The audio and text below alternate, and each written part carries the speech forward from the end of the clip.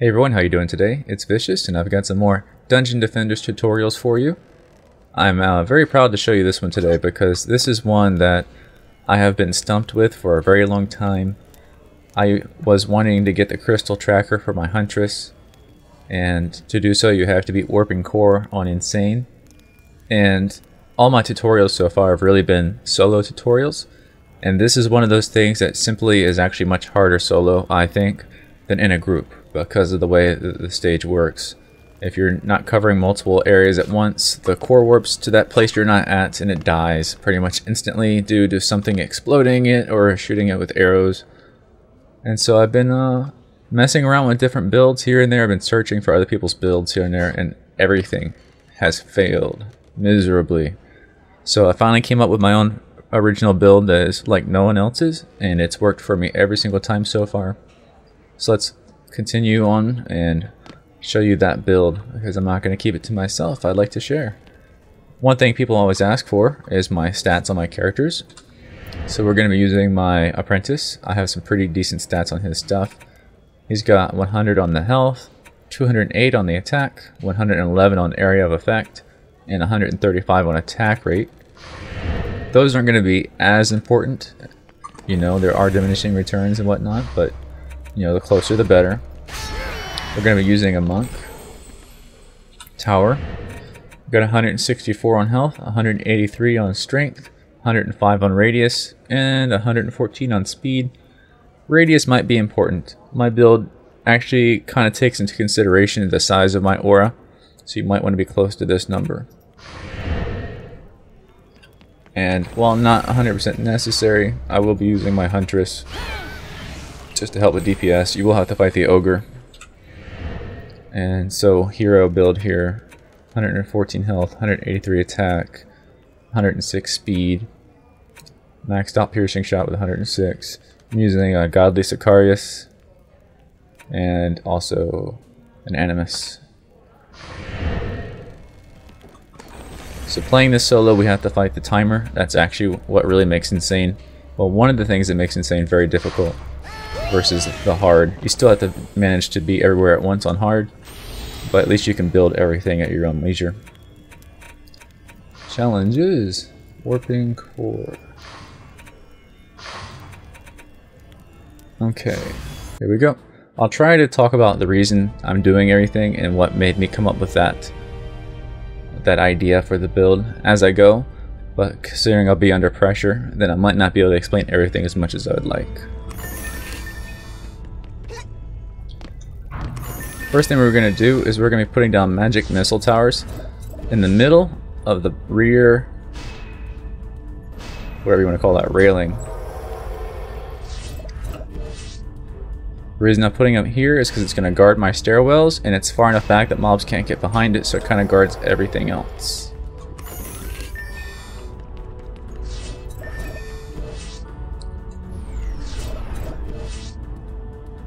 You'll see why that makes sense when the build is fully built. Just one there, I don't have enough mana for two.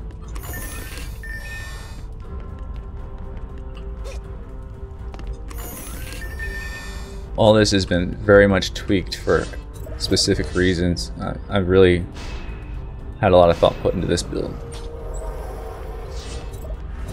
So magic missiles are non-elemental, they can kill anything, so you don't have to worry about elemental spawns coming out that with immunity to your first towers. That's one reason the magic missiles are great.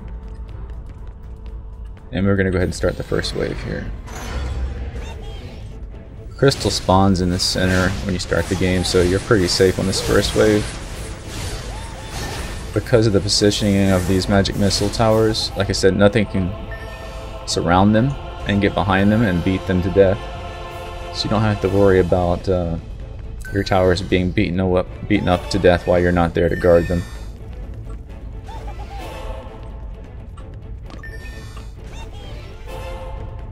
And whenever you're between the spawns, this is a good time to try to get more of your build completed. The secondary towers, oh, there goes the crystal warp. Stayed in the center, nice. There is some luck involved in this, it's not always the same every single time. When I say luck, I don't mean like losing or winning luck, I just mean your build You might have to wait for the crystal to move somewhere so you can build. Because if it's in the current location you want to build, you can't build near the crystal. So one wall in the center. The reason that's there is because any archers that spawn, they might hit that wall instead of your crystal. And then right here on the apex of the front railing is going to be 2 fireball towers.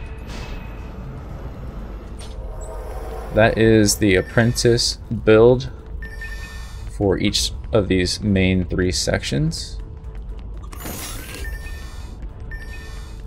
So the fireball towers are nice and up front. They do more DPS than the magic missiles. Their job is to like wipe out as many enemies, archers, things like that right away as soon as they spawn. Oh my goodness. I suck with the timer sometimes. And any enemies that would have normally walked around and pounded on these and killed them, now the magic missile is going to be covering them. So it's like a self-contained system that can do its thing without your direct input all the time.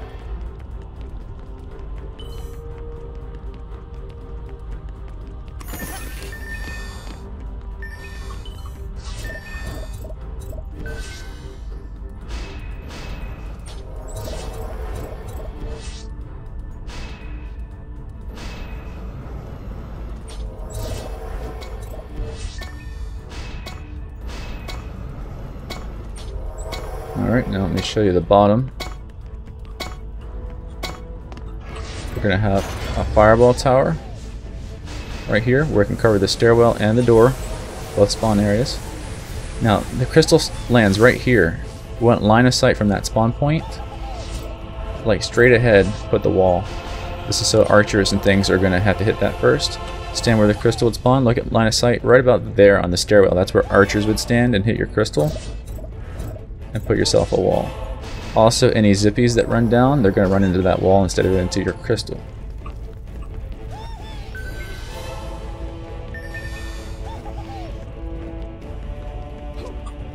Do the same thing here. Fireball tower in position so they can hit all those spawn areas. Look at the line of sight between the spawn point and where the crystal would be and put a wall. Line of sight between the crystal and where the archers would stand. And put a wall. So instead of putting it on the stairs trying to block off the stairs, you put it in the line of sight because archers can actually stand back on the stairs behind your wall and just hit the crystal. But now they're blocked. And now we've got all the apprentice build done, we're going to go to the monk. The monk is the final little key in this little recipe of destruction I've created. You're going to put ensnare and lightning auras right here in the center. This makes mobs so they can't reach other areas very quickly. Any archers that decide to stand in the center and try to shoot your crystal, they're going to be cooking in the lightning aura. And that protects all your towers from being hit by enemies. They're going to sit there and, get roasted away. Lightning and ensnare here. I'm placing it as close as possible to the door spawn point and stairwell so that as soon as the enemies come out of their invincibility area, they're going to start cooking.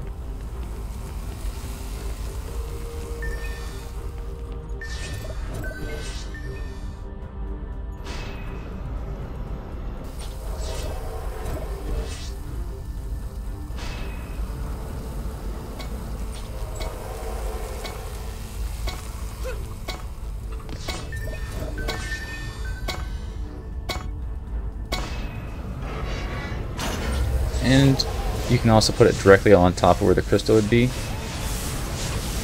And what that does is it trades off killing things as soon as they leave the invulnerability spot to killing things up here on top of this pass, because sometimes enemies will be roaming over that area when the crystal warps and they'll try to jump down onto your crystal, especially the zippies, and that will help like nuke them and prevent that from happening.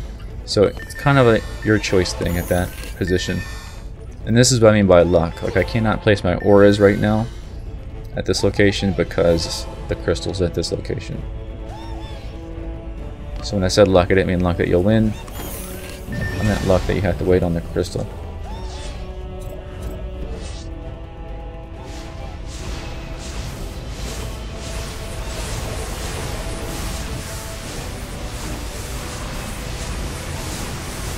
And there we go. 90 out of 90 units.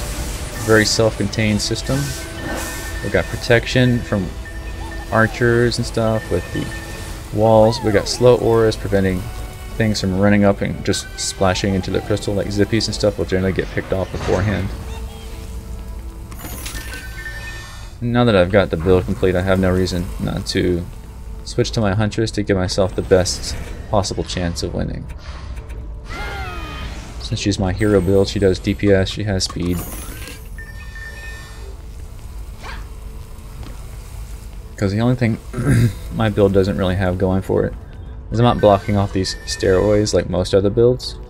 So when the ogre spawns, there's really nothing stopping them from just coming over here and starting to pound the living crap out of your towers.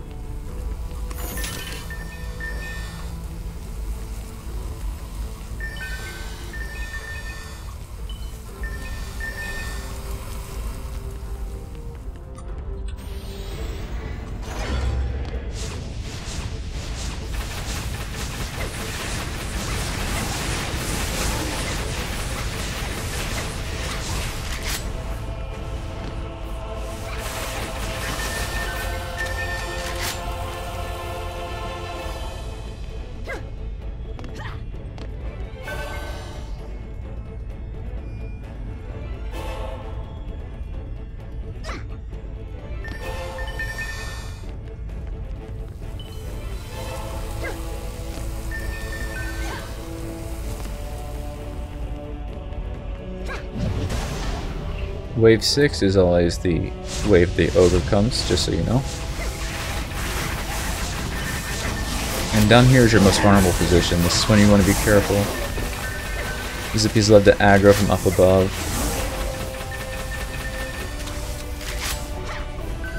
That's what's great about having these ensnare auras and stuff everywhere, is that nothing's going to get to the crystal too quickly before you can manage to get there and protect it.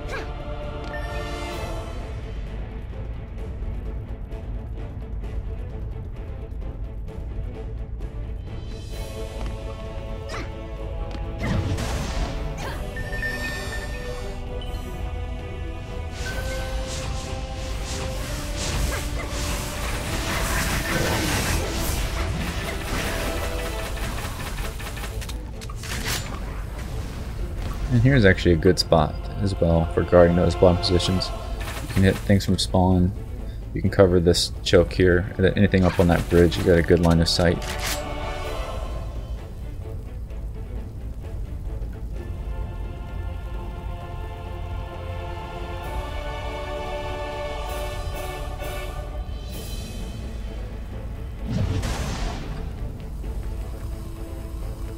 Up to the middle.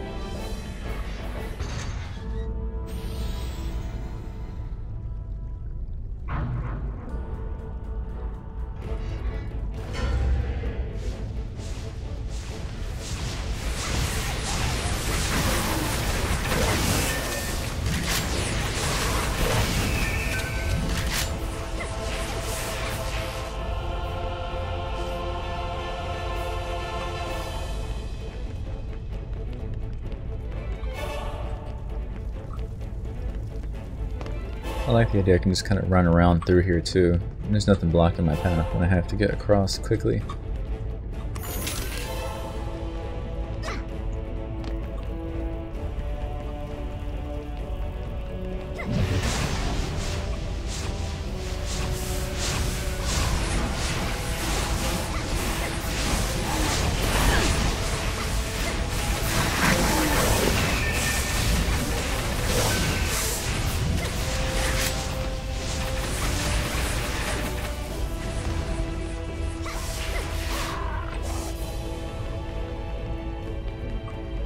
Ogre should be spawning here in a minute.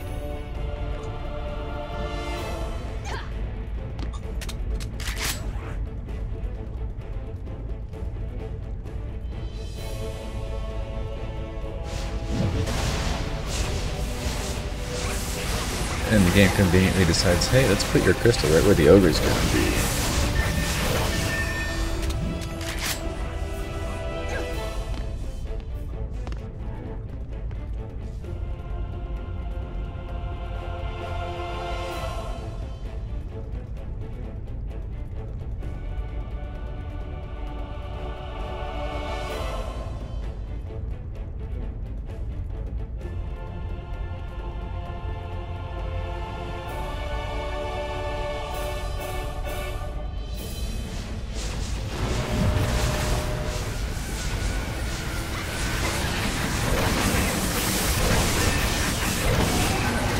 Whoa!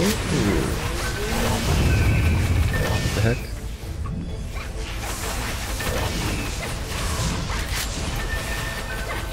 It's the first time I've actually taken damage.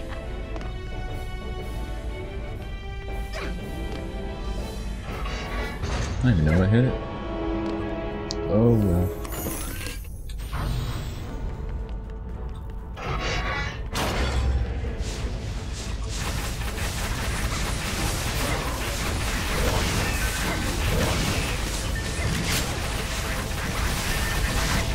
Must have been a zippy to take that much damage. Probably worked right on top of him.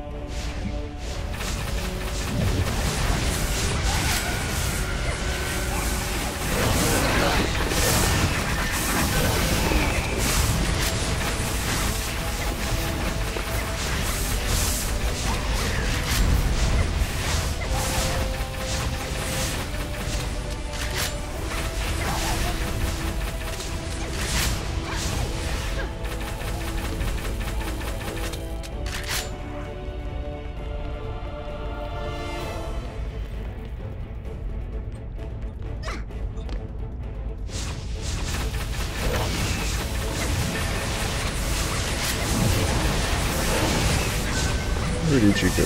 Oh, to the center.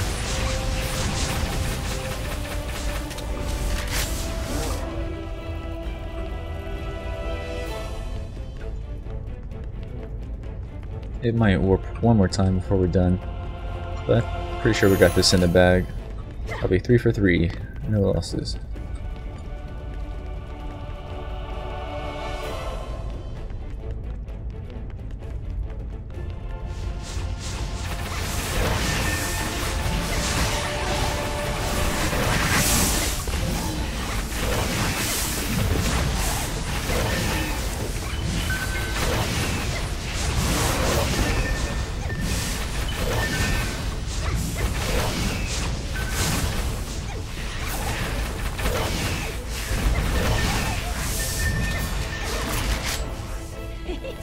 There you go, guys. How to solo Crystal Tracker or Warping Core. Also, one more very useful piece of information I should share with you is not only knowing what you're farming for, but like what stats you're farming for. And now that the developer's kit has been released, people can spawn items with the maximum stats, and you can kind of know like the best case scenario for weapons. Crystal Tracker, the best is like 134 damage, 6 shots per second, like plus 6, 7, or 8 reload. I'll find a screenshot of it and I'll just splice it in right here in the video. So whenever I remember to do that and I can find the stats, I'll go ahead and look it up so you guys know like if you found a good one or not. So I have some pretty good ones here. That one's not that good. That one's pretty good. Alright, so yep, there you go. Tutorial's complete. Hope you guys enjoyed it. Remember, if you like the content, to give me a thumbs up to say thanks. And if you want to make sure you see all my new videos when they come out right away, just subscribe to my channel. This is signing off.